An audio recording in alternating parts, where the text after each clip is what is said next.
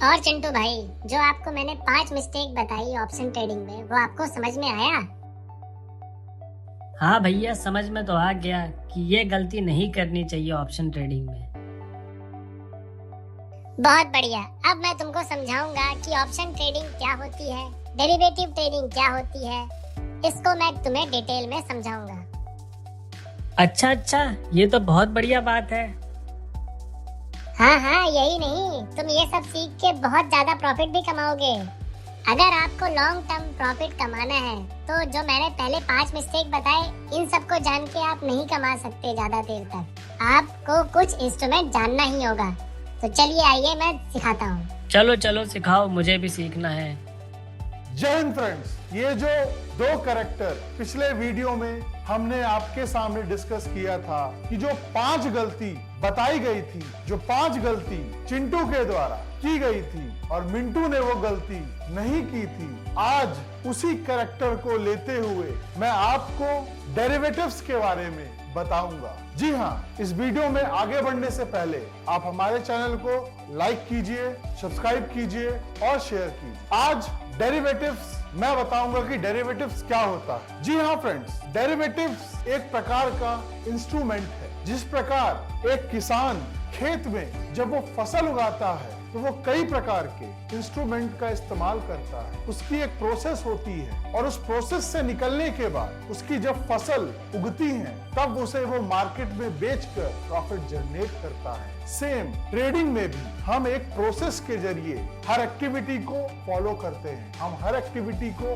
एक के बाद एक फॉलो करते हैं। जी हाँ, सेम इसी प्रकार मैं आपको डेरिवेटिव्स के बारे में बता रहा हूँ। डेरिवेटिव्स एक प्रकार का फाइनेंशियल इंस्ट्रूमेंट है। शेयर मार्केट में, स्टॉक मार्केट में अगर हमें प्रॉफिट जनरेट करना है तो डेरिवेटिव्स कई प्रकार के होते हैं। बट वो डेरिवेटिव्स की मीनिंग से आपको समझ में आ रहा है कि डेरिवेटिव्स एक ऐसी वैल्यू है, एक ऐसा कॉन्ट्रैक्ट है 2 पार्टियों के बीच में या उससे ज्यादा कि फ्यूचर में अगर कोई भी इंस्ट्रूमेंट्स हम खरीदेंगे डेरिवेटिव्स के, जो 2 प्रकार होते हैं, एक होता है लॉक और एक होता है ऑप्शन, उसके बीच में हम एक एग्रीमेंट करते हैं। मान लीजिए एक आम भाषा में अगर मैं आपको समझाऊं सिंपल लैंग्वेज में एग्जांपल के जरिए कि डेरिवेटिव्स किसी से उसकी वैल्यू का आना, डेराइव होना। एक बात आप देख लीजिए कि किसान जब गन्ने की खेती करता है तो गन्ना उसके लिए क्या हो गया, वो गुड्स है और उस गुड्स से उसको क्या मिला,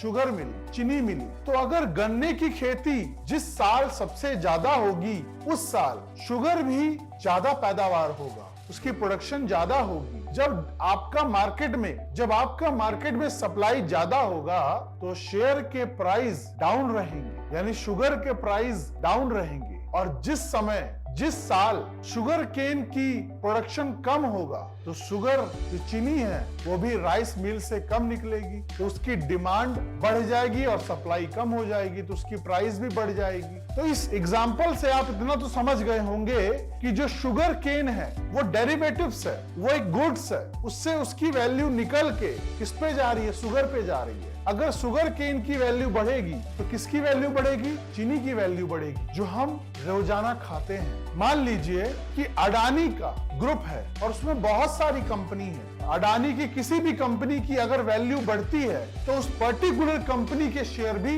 बढ़ जाते हैं। यानी अडानी की जो कंपनी है वो एक अंडरलाइंग एसेट्स है, एक गुड्स है, जिससे उसकी वैल्यू शेयर पे डिपेंडेंट है। यानी जो शेयर है वो क्या है, डेरिवेटिव्स है। यानी अडानी की जो डेरिवेटिव्स निकल के आए हैं वो उस कंपनी से निकल के आए हैं। अगर अडानी के स्टॉक के प्राइस यानी कंपनी के प्राइस ग्रो करते हैं, कंपनी में प्रोडक्शन अच्छा होता है, कंपनी को नए कॉन्ट्रैक्ट्स मिलते हैं, तो अडानी के जो एसेट्स की प्राइस होगी वो ग्रो करेगी, तो साइमल्टेनियसली साथ में उसके शेयर की प्राइस भी बढ़ेगी। तो इस एग्जाम्पल के माध्यम से मैंने आपको डेरिवेटिव्स के बारे में समझाया और मैं उम्मीद करता हूं कि डेरिवेटिव्स आपको समझ में आ गया होगा। बट एक सवाल है कि डेरिवेटिव्स का इस्तेमाल हम क्यों करते हैं। डेरिवेटिव्स का इस्तेमाल हम इसलिए करते हैं क्योंकि डेरिवेटिव्स जितने भी हैं, अगर आप मान लीजिए डेरिवेटिव्स ऑप्शन है, डेरिवेटिव्स फ्यूचर्स है, डेरिवेटिव्स आपका फॉरवर्ड है, स्वैपिंग है, ये जो हमने 4 डेरिवेटिव्स आपको बताए, ऑप्शन, फ्यूचर्स, फॉरवर्ड, स्वैपिंग, तो ये जितने भी डेरिवेटिव्स मैंने आपके सामने डिस्कस किए, ये क्यों इस्तेमाल किए जाते हैं?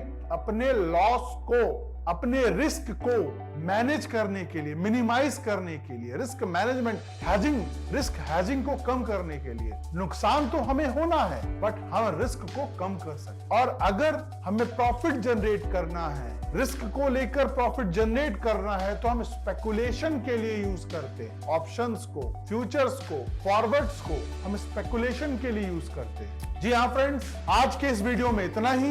मैं उम्मीद करता हूं कि आपको डेरिवेटिव समझ में आई होगी। अगले आने वाले वीडियो में मैं 2 कैरेक्टर जो हमने यूज किए हैं, उस कैरेक्टर के माध्यम से मैं पूरा स्टॉक मार्केट का विश्लेषण करूंगा छोटे छोटे टॉपिक्स में। इस वीडियो में कमेंट कीजिए, जो भी कमियां हैं हम उसे दूर करेंगे आपके लिए। जय हिंद।